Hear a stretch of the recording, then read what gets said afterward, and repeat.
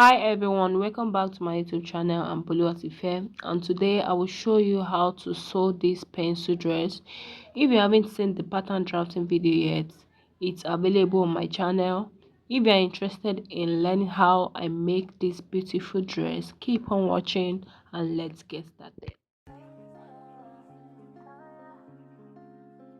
In my last video, I drafted the pattern for this short pencil dress and used it to cut the fabric for both the front and the back.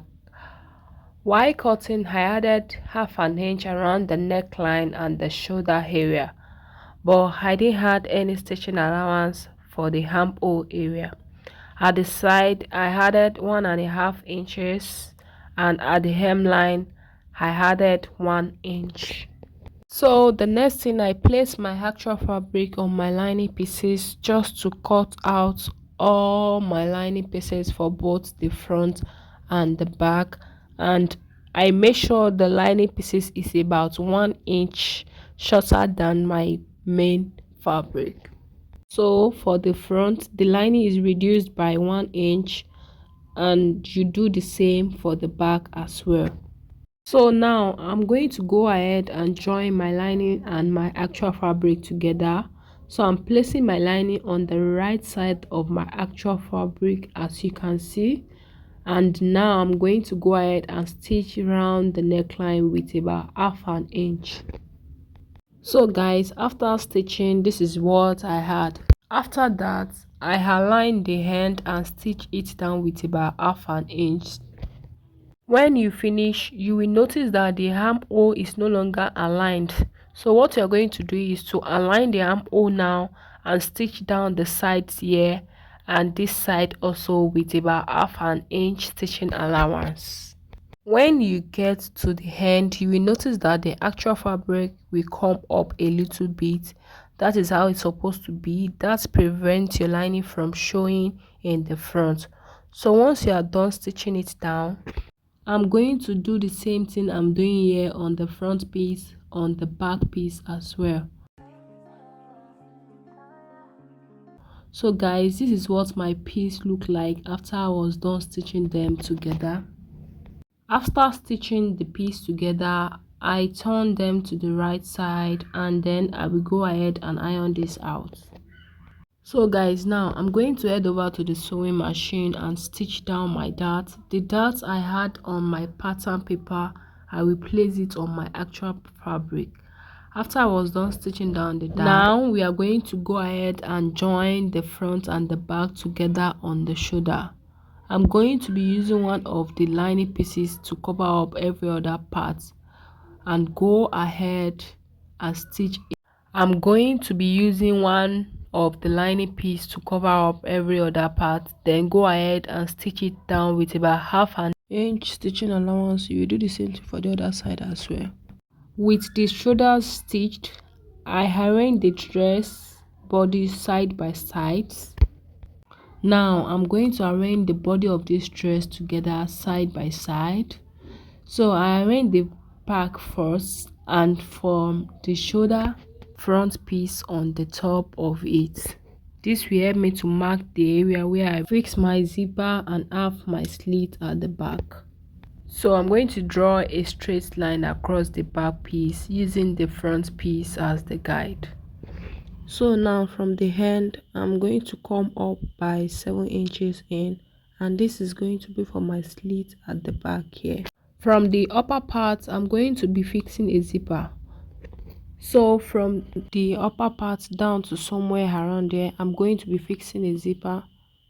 Now I'm going to stitch from here down to this slit area on my sewing machine. I'm going to double stitch on my fabric as well. After I was done stitching it, I'm going to also fix the zipper now at the back. So guys, after fixing the zipper, this is what I had for the zipper area, and you can see my slit here. I made sure to use a very long zipper because the dress is going to be very fitted. The next thing is to cut out our sleeve. I have a video already on how to draft a basic sleeves on the channel, but this is just an easy way I do it. So I'm going to fold my fabrics into 4 as you can see me doing. Draw a straight line across. After doing that, measure down to 4 inches, and I will go in by 4 inches as well. And when you are done with that, you are going to come down and mark the full length you want. So I came down to mark 10 inches for mine, and I added 1 inch for stitching allowance, then draw a straight line. So after marking all this line, I'm just going to make a curve just like you see me doing, like this. Once you are through with that, you're going to measure your round armhole divided by 2 and measure it and add 1.5 stitching allowance. Come to the end of the sleeve and divide your round sleeve measurement by 2 and add whatever you get, and also add 1.5 stitching allowance.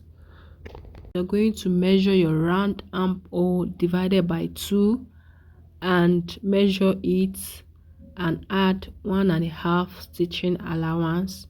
So now you're going to connect this point together like this. If you do not understand how I wrap this sleeve, just go ahead and watch my basic sleeve tutorial on the channel. Cut out the sleeves and I place them on the lining pieces, and you can see I reduce the lining by half an inch shorter than my actual fabric at the end. Now is to join my fabrics together. Now is to join my lining together with my actual fabric. I'm placing my lining on the right side of my actual fabric and stitch it down. I will do the same thing for the other sleeve as well.